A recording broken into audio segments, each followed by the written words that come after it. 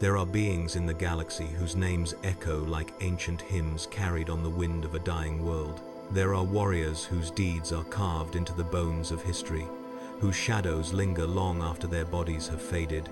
But there is only one whose existence is not written in the scrolls of mankind, nor whispered in the prayers of the ecclesiarchy, nor studied in any vault of the Ordo Malleus, because no record could survive him, no survivor could speak of him, and no historian could capture the truth without losing their sanity. In the quiet between screams, he awakens. Not in the way mortals understand awakening, no slow rise from dreams, no gentle acceptance of reality, but like a blade unsheathed after millennia, hungry and burning with purpose, in the void between universes, where the fabric of creation is thin and trembling, something ancient begins to stir, a presence forged by fury, tempered by loss, and baptized in blood, a presence known to his fallen world as Doomslayer. No words accompany his return to awareness. Words have long abandoned him, or perhaps he abandoned them first. His consciousness does not rise through thought or memory. Instead, it erupts, like a star collapsing into itself. There is only instinct, the instinct of the hunt, the instinct of war, the instinct of a soul that refuses to yield even to death. In the shattered realm he once called home, the fight was eternal. The legions of hell were endless, and he met them with the relentless inevitability of a storm. He broke armies with his bare hands, and shattered gods with the iron weight of his will. Yet even in that endless crucible, the universe trembled under a rule older than time. Where demons stand, he follows. But today, something follows him. It begins as a distant vibration, like the heartbeat of a dying world, pulsing through the rotted walls of reality. Then it becomes a whisper, then a roar, an unfathomable cry pouring from a tear in existence, calling to something the cosmos should never have dared summon. A sound woven from 1,000 worlds burning, from the laughter of mad gods, from the agony of souls condemned to the great predator known across the eons as the warp. The warp does not call mortals, it consumes them. Yet today, impossibly, it reaches out not to consume, but to drag. The Doomslayer lifts his head. He feels the tremor. The universe fractures like glass, and through the cracks spills a maelstrom of psychic filth, swirling colors and forms that defy geometry. It is a realm made from fear, faith, madness, and hate.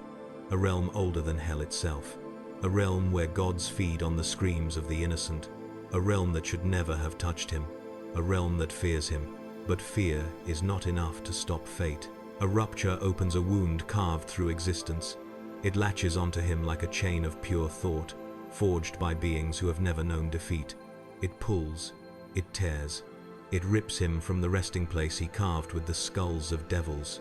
Even the Doomslayer, who once shattered a titan of hell with his hands, cannot sever this grip, not because it is stronger, but because it is alien, fueled by a power that is not demonic, nor mortal, nor mechanical. Warp lightning claws at his armor, tasting the ancient runes. Echoes of Tzeentch change, incarnate infiltrate the air like poisonous smoke.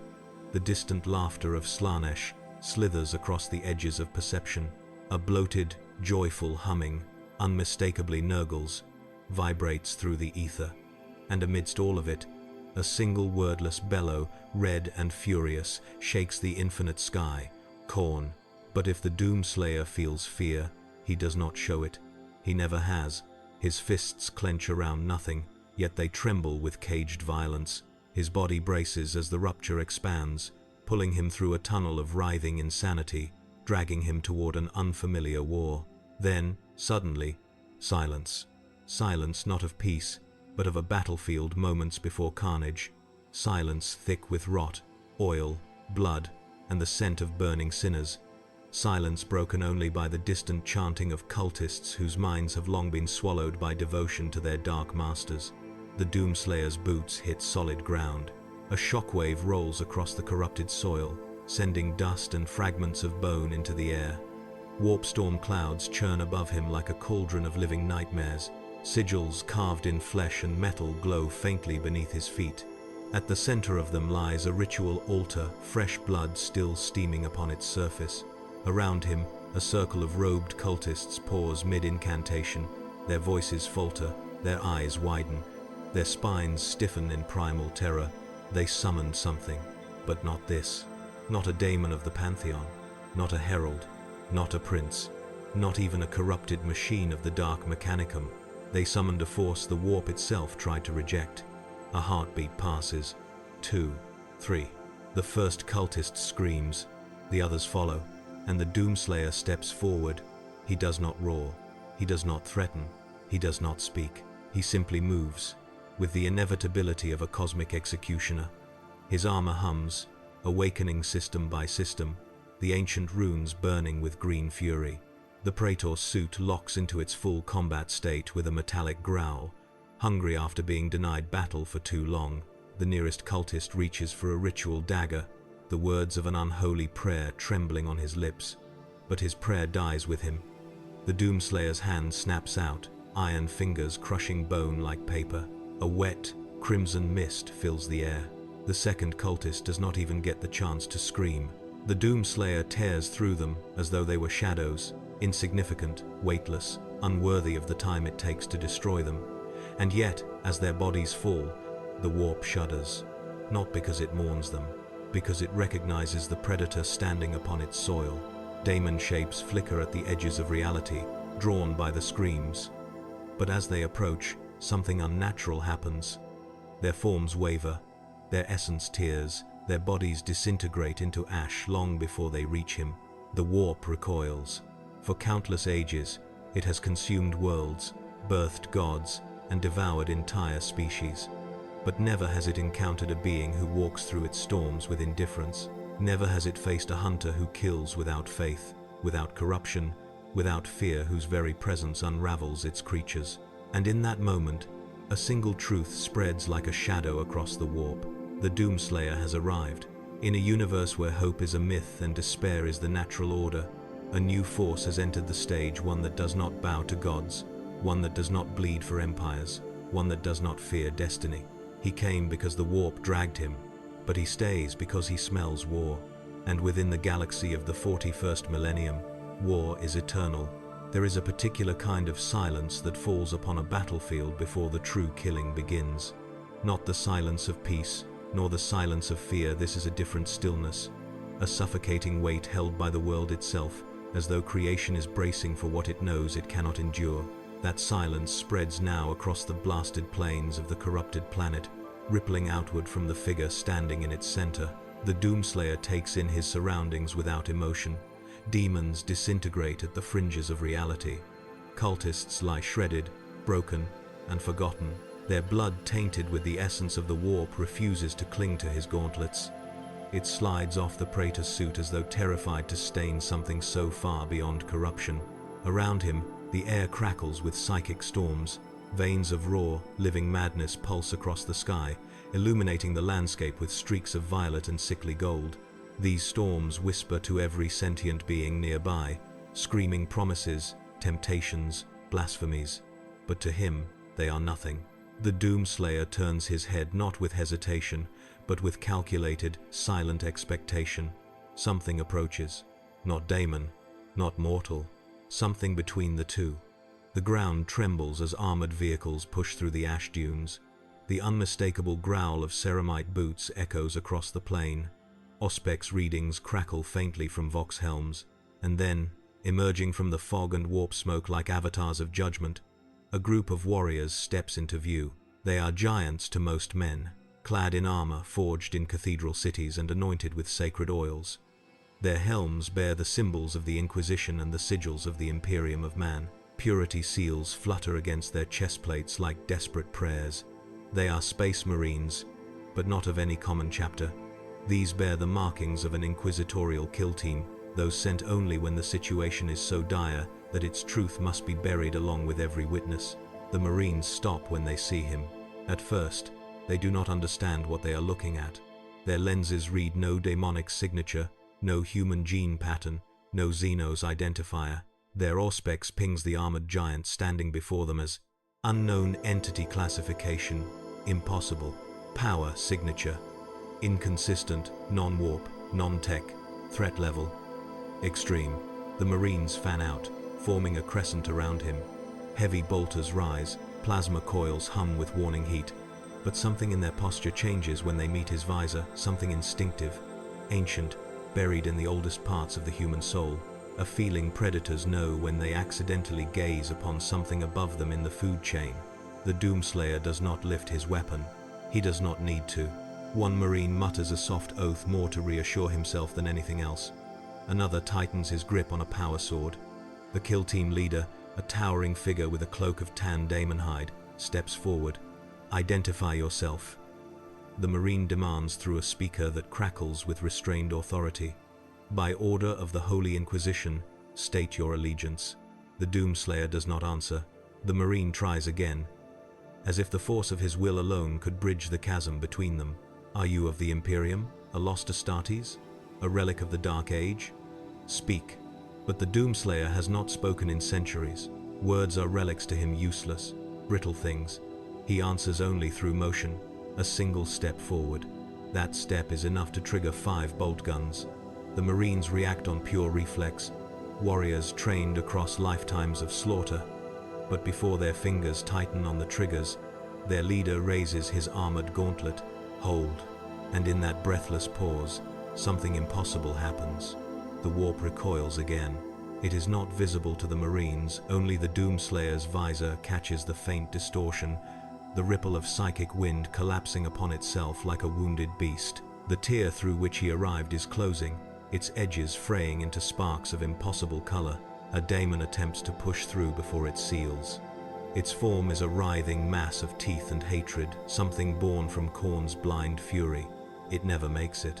The Doomslayer moves faster than any Space Marine can track. One moment the Daemon is emerging, the next it is split in two, bisected by a punch so powerful it mangles reality around it. The warp flesh hisses, evaporates, and is gone. The Marines cannot comprehend what they've just witnessed. This is not physics. This is not psychic power. This is not sorcery. This is something that should not, by the logic of the galaxy, exist at all. One Marine whispers through the vox, "Emperor, preserve us."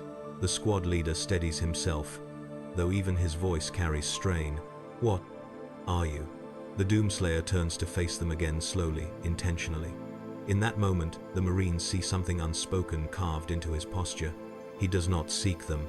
He does not fear them. He does not acknowledge them as threats. He acknowledges only one thing in this universe: the scent of chaos. As if summoned by that thought, a thunderous sound erupts behind the kill team. Heavy impacts, malformed growling, the scraping of claws across metal. A Daemon engine emerges from the storm, bristling with guns forged from human bone and plating molded from tortured souls. Its hell-forged eyes lock onto the Marines. But the Doomslayer is already moving. Before the vehicle can fire, he leaps, launches, a green meteor blazing across the sky. He crashes into the armored abomination with such force that the demonic hull dents inward like wax struck by a hammer. The engine shrieks a sound no throat should produce. Its guns fire wildly into the clouds. The Marines watch in stunned silence. He rips open the plating.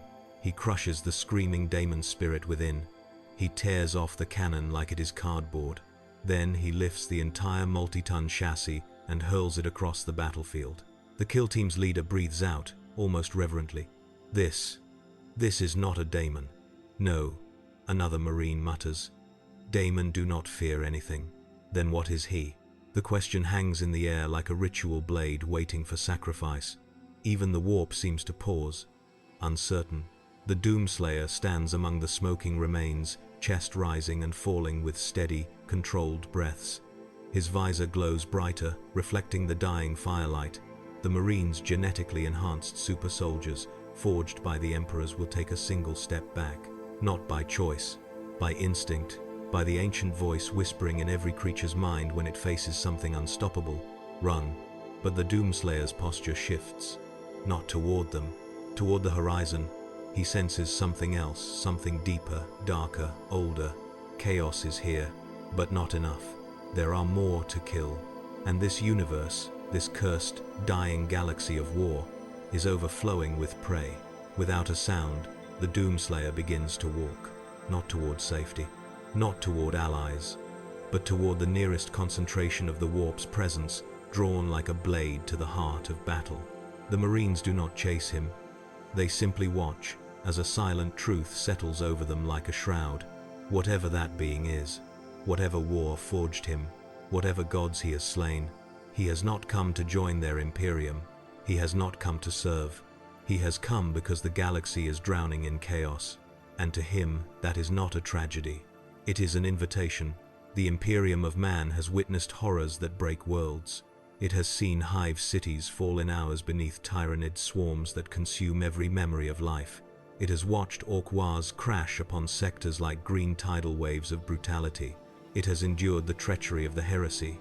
When half the Imperium burned in the fires of betrayal, it has stared into the abyss of the warp until the abyss laughed back. Yet none of these horrors prepared it for him. The inquisitorial kill team stood among the corpses of cultists and demon-blooded monstrosities, trying to make sense of what they had witnessed. Their armor built to resist gauntlets that could crush tanks felt suddenly insignificant.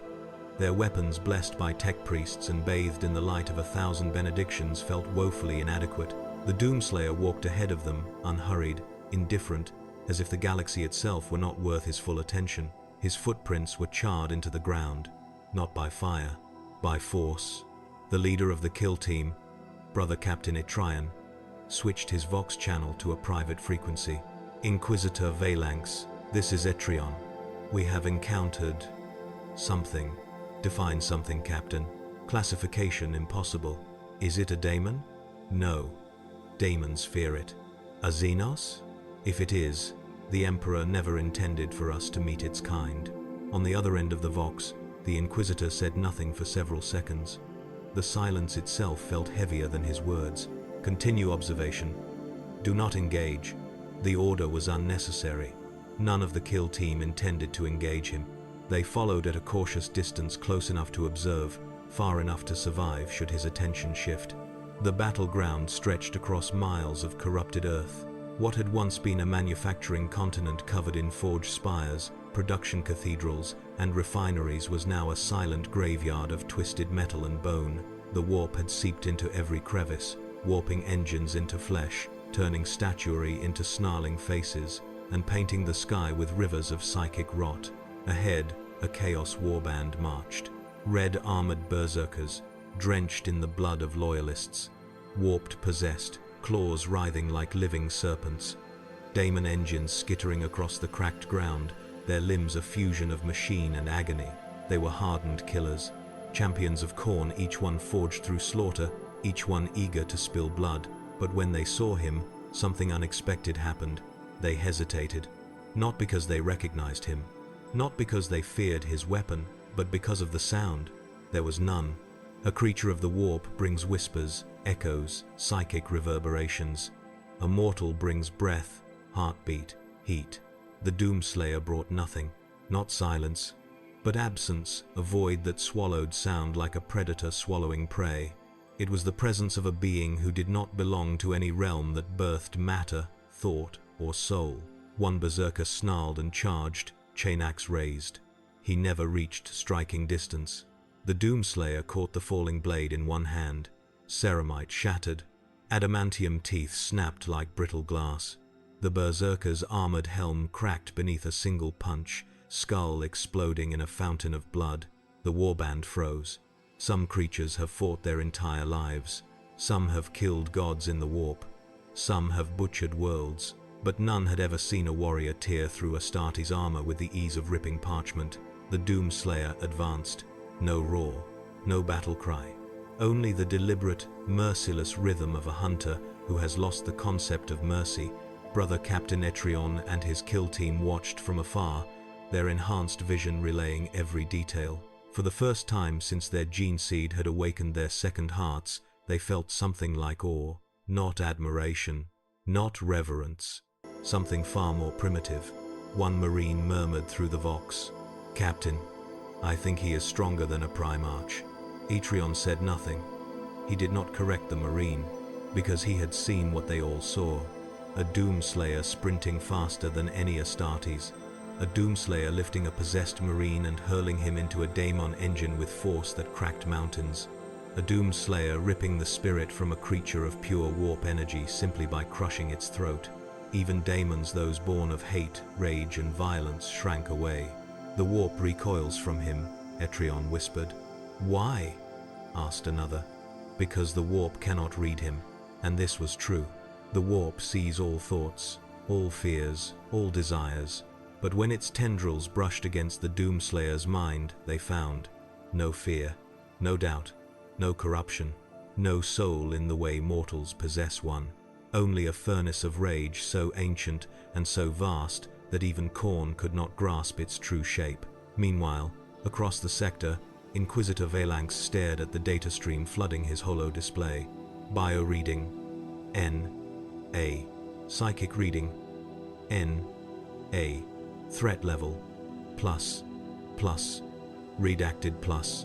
Recommended action: avoid direct contact. He gripped his Rosarius tightly. A creature that defies the warp, a being that slays Daemons without psychic power, something older than mutation, prophecy, or sin. He breathed out slowly. "Emperor, guide us. What have we found?" The Doomslayer advanced through the battlefield like a storm given shape. Chaotic warriors fell before him, some crushed, some torn apart, some hurled across the ruins. And yet he did not revel in the carnage.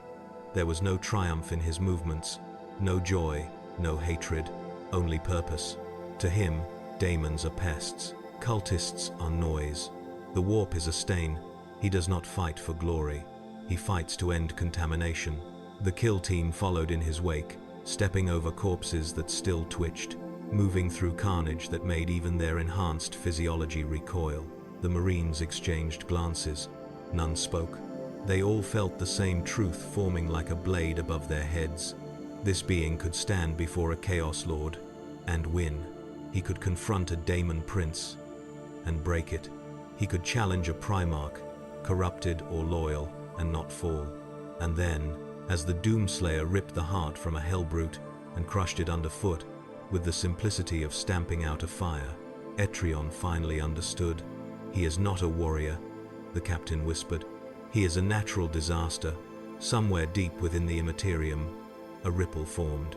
It traveled across the realm of chaos, slipping past mountains of bone, oceans of blood, gardens of plague, and labyrinths of fate. It brushed the attention of gods older than time. For the first time in millennia, a new name began forming in the warp's collective mind, not spoken by tongues, not written, but felt, a title carried by terror, a warning etched into the foundation of madness, the end of demons, the eternal nightmare, the God-Slayer, and the galaxy shivered. The warp is not accustomed to fear. It is the storm behind reality, the sea of raw emotion from which gods are born and worlds are devoured. It is the place where nightmares walk, where blasphemies breathe, where the souls of the damned dissolve into currents of madness. It has existed since the first mortal felt hatred, and it shall outlive the last mortal's dying scream. And yet, for the first time in an age beyond counting, the warp hesitated. The Doomslayer walked tirelessly across the corrupted landscape, each step a rejection of the universe that dared drag him here. The ground cracked beneath his boots, not from weight, but from the raw pressure of his being, like space itself recoiled from touching him. Psychic lightning flickered overhead, casting warped shadows across his armor. The warp storm threatened to swallow him whole, but it couldn't. Its tendrils recoiled, curling away like burned flesh. Its whispers sputtered into silence. Its illusions shattered before reaching his mind. To a Psyker, the warp is a sea. To a Daemon, it is home. To a Chaos God, it is domain. To the Doomslayer, it was prey. Deep within the Immaterium, demons paused, mid-hunt. Screeching entities froze, confused. The river of souls stuttered, its flow momentarily disrupted. A single presence, soulless yet burning, flickered across the entire warp like a wound carved into eternity. "What is this?" hissed a herald of Tzeentch, its thousand eyes blinking in disbelief as the psychic threads around it unraveled. "A void," whispered a Daemonette, her voice trembling something she did not understand. "A thing without fate," roared a bloodthirster, its chain axes grinding against phantom chains. "A paradox," croaked a plague drone as boils burst across its rotten flesh. Every entity sensed it. Every entity recoiled. Every entity understood the same truth. Something had entered the Immaterium that did not belong to destiny. Among the Chaos gods, Khorne was the first to react. A tremor shook the brass citadel. Towers of skulls cracked. Great rivers of blood boiled and sprayed into the burning sky. Daemon warriors fell silent as the god of war rose from his throne, his rage as ancient as the first murder. No words escaped his fanged maw. Khorne does not waste syllables on emotion, but his fury needed no language. Thousands of bloodletters evaporated instantly, their essence consumed by their master's wrath. The ground split open, geysers of molten gore erupting, staining the sky with crimson ash. The Doomslayer was killing his daemons, but not for glory, not for tribute, not for the skull throne. He killed them without acknowledgement. He killed them without hatred. He killed them because they existed. And this insult, above all others, ignited Khorne's fury. He offers no skulls. He spills blood with no honor. He kills with no worship. To Khorne, this was sacrilege beyond forgiveness. In contrast, Tzeentch, the architect of fate, was not furious. He was confused. Within the crystalline labyrinths of his impossible domain, he stretched out threads of destiny across 1,000,000 futures. He cast spells of sight, of foresight, of hindsight. He twisted the timelines, rewound them, split them, rewove them. But every attempt to see into the Doomslayer's mind ended the same. The vision shattered, the future blanked, the thread burned. "This cannot be," Tzeentch whispered, each voice contradicting the last. "All things have fate. All things are bound. All things have a pattern." But the Doomslayer had none. No timeline held him. No prophecy predicted him. No god had birthed him. No warp entity could claim him. He did not belong to order or chaos. He did not belong to the past or future. He did not belong to life or death. He existed outside the fabric of destiny, a tear that refused to be mended. In the garden of Nurgle, a cold wind blew a thing that had never happened in all eternity. Flowers of decay wilted prematurely, pus-filled vines shriveled, great rotting colossi groaned in discomfort. Nurgle, father of plagues, paused in his endless joy. He sensed the Doomslayer like a disease that refused to spread, a sickness that would not take root, a life that rejected death, a corpse that refused to rot. To Nurgle, he was an abomination, so clean, so unyielding, so sterile. He was, in every sense, a plague the garden could not infect, a being so pure in purpose that even corruption recoiled. Where other gods raged and puzzled, Slaanesh felt something far more alien. Disappointment. The Prince of Excess leaned forward upon a throne carved from the bones of emotion itself, watching visions of the Doomslayer carving demons apart with utter indifference. No joy, no pain, no hunger, no ecstasy, no despair, nothing. The Doomslayer was a void where emotions died. Slaanesh tasted his essence and gagged. Empty, hollow, unbeautiful, a being that could not feel agony, nor thrill, nor suffering, nor pleasure. To Slaanesh, this was not a mortal enemy. This was an insult. As the gods processed what they could not comprehend, millions of daemons whispered the same phrase, uncoordinated, uncontrollable, instinctive. A phrase birthed from fear. A phrase the warp could not silence. The eternal nightmare, the hellbane, the beast of the silent mind, and above all, the name that would echo across 10,000 worlds. The Godslayer. The warp trembled. The Immaterium shuddered, and the Doomslayer kept walking. From a distant ridge, the inquisitorial kill team watched the Doomslayer advance deeper into the battlefield. They saw his footsteps, burning green cracks into the stone. They saw daemons twisting unnaturally as they tried to approach. They saw entire warbands faltering the moment his visor turned toward them. Brother Captain Etrian whispered the words no Astartes had ever spoken. Even the warp flees from him. One of his marines, voice trembling, added, "If the gods fear this being, then what are we?" No one answered, not because they lacked words, but because the question itself was too dangerous to consider. Far above the battlefield, astropaths screamed as visions overwhelmed them. Their minds were flooded with impossible images. A man who kills gods, a warrior who fears nothing, a presence that even the warp refuses to touch. Inquisitors argued, Adeptus, Mechanicus priests whispered. High lords felt unease. Word spread like wildfire. A being has arrived who does not bow to chaos, and does not kneel to the Imperium either. And while the galaxy debated, the Doomslayer hunted, for to him, this new universe was not a prison. It was not a sentence. It was not a curse. It was a gift. A galaxy overflowing with Daemons. A galaxy begging to be cleansed. A galaxy built for eternal war. For 10,000 years, the Imperium of man has sought weapons. Not allies. Not partners. Weapons. Weapons to survive the endless tide of horrors clawing at humanity from every direction. Weapons to hurl against tyrants, heretics, xenos, and the ravenous warp. Weapons to extend the will of a dying emperor across the cosmic night. Some were forged in steel. Some were sculpted in flesh. Some were shaped in faith. But never, not once, had the Imperium seen a weapon like him. Inquisitor Valanx stood upon the deck of his strike cruiser, its stained glass windows casting crimson light across his face.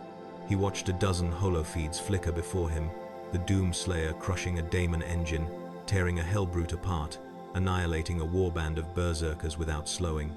Every image defied sense. No psychic aura. No mutation. No recorded power source. No pattern. A creature that should not exist. Valanx clenched his jaw. A living relic? A Dark Age construct? A daemon forged from anti-warp? No answer came. He turned to his interrogator, a skull-masked acolyte versed in forbidden lore. Your assessment? The acolyte bowed his head. Inquisitor, this thing is not heresy. It is an absence of heresy. Valanx felt a chill. Explain. The warp recoils from him. Daemons dissolve around him. Even psychers grow nauseous in his presence. He is no servant of chaos, but neither is he of the Emperor. The Inquisitor stepped closer to the holo, whispering to himself, a weapon without faith, a blade without loyalty. His fingers twitched around his rosette. We must claim him, or destroy him. But deep inside he knew the truth. Claiming him was impossible. Destroying him was unthinkable. Because the Doomslayer was not a soldier. He was the embodiment of pure, unreasoning war. On the corrupted planet's surface, crimson-robed tech priests crawled over the wreckage left in the Doomslayer's wake. They ignored the cultist corpses and focused instead on what mattered to them, the dents left in Daemon steel by his fists, the green scorch marks etched into the ground by his boots, the Praetor suit's energy signature, anomalous, ancient, and utterly beyond Mechanicus' comprehension. Their vox chatter filled the air. Non-standard power source detected. Sigils unknown. Origin, pre-heresy? No older. Armor integrity exceeds ceramite by several magnitudes. Request permission to collect. Permission did not matter. Every tech priest who attempted to approach the Doomslayer ended the same way. A broken mechadendrite. A shattered lens. A dented skull. He did not attack outright, he simply pushed them away. But each shove was powerful enough to leave craters. One Magos whispered in mechanically distorted awe, by the Omnissiah, this is not a machine. Another responded, no, it is a punishment. High above the battlefield, within the warship Gauntlet of Light, a group of Space Marine commanders gathered in a strategium chamber. Holographic footage replayed the Doomslayer's battles in slow motion. A captain of the Black Templars leaned forward, frowning. He fights like a Primarch. A Wolfguard battle leader grunted. No, a Primarch fights with purpose. This one fights with hunger. A librarian of the Ultramarines stood in silence for several seconds before speaking. He has no soul. The other Marines turned. Impossible. A Blood Angel hissed. He moves. He acts. He lives. And yet, the librarian whispered, the warp cannot see him. The chamber fell quiet. Then the Black Templar captain murmured, if he is no Primarch, then perhaps he is a punishment sent by the Emperor, a wrath unbound, or, the Wolfguard replied with a grim smile, a wrath that answers to no one. Brother Captain Etrion and his kill team finally dared to draw nearer, not with weapons raised but with caution sculpted by survival. The Doomslayer stood atop a mound of corpses, a grotesque throne he paid no attention to. He was scanning the horizon, searching for the next swarm of creatures to eradicate. For him, battle was sustenance. Silence was the hunger between kills. Etrion activated a voxhaler. Warrior, we do not seek conflict. No response. We recognize your strength. Will you stand with the Imperium? The Doomslayer turned his visor toward him. A faint green glow burned inside the helmet. Not eyes, but something older. Etrion felt himself being measured, judged, dismissed. The Doomslayer pointed to the corpses around him, not in pride, not in challenge, in explanation. These were his purpose, not alliances, not orders, chaos. Only chaos. Etrion lowered his bolter. He doesn't fight for us. He fights for the death of demons. Another Marine whispered. And what happens when we stand in his way? No one answered. Far from the battlefield, deep within an astropathic sanctum, a lone blind witch screamed. Her attendants rushed to her side, restraining her trembling frame as she writhed in psychic agony. Her mouth opened, and a voice not her own echoed through the chamber. A being walks the Immaterium, whose mind the warp cannot corrupt, whose soul the warp cannot find. Blood poured from her eyes. If he walks beside the Imperium, chaos shall know fear. Her screams intensified. But if the Imperium stands in his path, the Imperium shall know extinction. She convulsed, her spine arched, and with a final whisper, the Godslayer has awakened. She died. Back aboard his ship, Inquisitor Valanx watched the Doomslayers feed once more. He saw a warrior who could tear through Daemon armies without pause, a creature who could shift the balance of the war, a weapon that could end countless worlds, or save them. But he also saw something terrifying. The Doomslayer did not distinguish friend from foe. He recognized only targets and non-targets, and if the Imperium ever became a target, Valanx felt sweat on his brow. We cannot control him. We cannot bind him. We cannot contain him. There was only one option. We must follow him. We must observe him. And above all, we must never provoke him. For the Imperium, this was the greatest heresy. Not conquering, not purging, not commanding, but accepting that some wars, even the Imperium cannot win. A final attempt was made. A drop pod crashed down before him, and out stepped Sister Celestine, the living saint herself, radiant and wreathed in holy fire. Her wings spread, her blade glowed, her presence calmed the warp. She approached him without fear. "Warrior," she said softly, "will you stand with the light of the Emperor?" For a brief moment, the Doomslayer paused, not in reverence, not in hesitation, in memory of another world, another war, another innocent lost to demonic corruption. The same vow echoed in his mind. Rip and tear until it is done. He stepped past her, not acknowledging, not rejecting, simply continuing his hunt. Celestine watched him go, whispering, "He serves no throne and no god." Word spread across regiments, across chapters, across inquisitorial networks, across the Mechanicus. A new force walked the galaxy, a weapon without loyalty, a terror without restraint, a miracle without faith, a being who hunts chaos and ignores all else. And so the Imperium reached an unspoken, unanimous conclusion. Recruitment is impossible, command is impossible, control is suicide. The only path now: do not stand before him, do not hinder him, do not try to claim him. Let him hunt, let him slaughter, let him burn the warp wherever he walks, because every daemon he kills is one the Imperium does not have to face, and every moment he marches is a moment the Chaos Gods tremble. There are warriors who carve their legend through battle. There are warriors who ascend to myth through sacrifice. And then there are warriors who become something else entirely. Not legend, not myth, not prophecy, but a correction to creation. The Doomslayer was not born of the warp. He was not sculpted by the Emperor. He was not crafted by any divine will. He was a wound, a fracture, a flaw in the cosmic order. And the warp finally realized this truth. It began with a ripple, small at first, but unlike anything Psychers had felt before. Not a demon's intrusion, not a chaos incursion, not a psychic scream. It was colder, heavier, older, a presence moving through reality like a blade slicing through parchment. Astropaths collapsed. Choirs of sanctioned psychers bled from their eyes.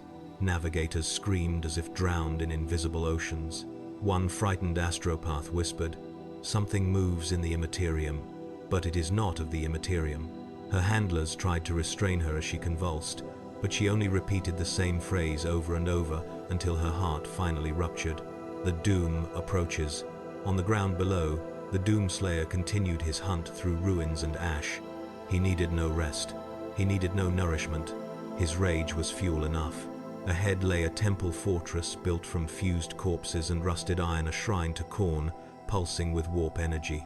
Legions of Daemons gathered before it, not to defend, to stop him, and yet every creature trembled. Bloodletters gripped their hellblades so tightly their claws cracked. Skull cannons howled, overheating in fear. Even the mighty possessed warriors clutched their chests, trying to steady the panic boiling within their corrupted hearts. A flesh hound snarled, then whimpered. The Doomslayer did not charge. He simply walked, crushing skulls beneath each step, and the warp responded, not with fury, with instinctive recoil, as if reality itself were trying to step away from him. In the brass citadel, a roar erupted that shook the pillars of eternity. Khorne rose from his mountain of skulls, his massive form blistering with divine rage. For eons, he had welcomed challengers, daemon princes, corrupted primarchs, champions forged in carnage, but none had refused him tribute. None had dared spill oceans of blood without offering a single skull. Khorne slammed his axe into the ground, splitting the realm beneath him. He defies the throne. He slaughters without worship. He is not mine. The blood god's anger manifested across the battlefield as a crimson storm descending from the sky, reality distorting under its weight. Warp lightning arced toward the Doomslayer. It touched him, and fizzled into nothing. Khorne froze, not from fear, but from something unimaginable. Confusion. No mortal should resist his wrath. No daemon should ignore his presence. No being should exist outside his domain. Yet here stood one. At the same moment, deep within the ever-shifting labyrinth of fate, Tzeentch bent over a kaleidoscope of fractal timelines. 1,000 futures spun, 1,000 rewound, 1,000 collapsed. Each one ended the same. When the Doomslayer appeared, the future disappeared. Not in catastrophe, not in darkness, simply vanished. "I cannot bind him to fate," Tzeentch murmured. "He is an intrusion from beyond script, a blasphemy against order and chaos." He tried to cast an illusion. It shattered. He tried to peer into the Slayer's mind. His sight burned. He tried to rewrite destiny. The writing turned to ash. "Impossible," whispered the architect of fate, "and therefore dangerous." In Nurgle's rotting garden, clouds of pestilence rolled. Flowers of pus blossomed and died within seconds. Great beasts of decay backed away from a vision they could not comprehend. The Doomslayer was killing daemons by the thousands, and leaving no corpses, no corruption, no residue. He left behind nothing that Nurgle could claim. To the plague god, this was worse than denial. It was rejection. "He is clean," Nurgle whispered, voice trembling. "He will not rot. He will not break. He will not embrace the cycle." The Doomslayer was an affront to entropy. Slaanesh's revulsion. Where other gods felt anger or confusion, Slaanesh felt something colder: disappointment, pleasure, pain, fear, joy, despair, rage. All these flavors of the soul fed Slaanesh. But the Doomslayer felt none. He took no pleasure in slaughter. He felt no pride in victory. He did not savor agony. He could not be tempted.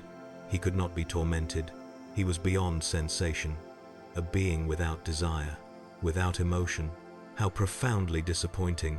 To Slaanesh, he was a tasteless void, a corpse that refused to decay.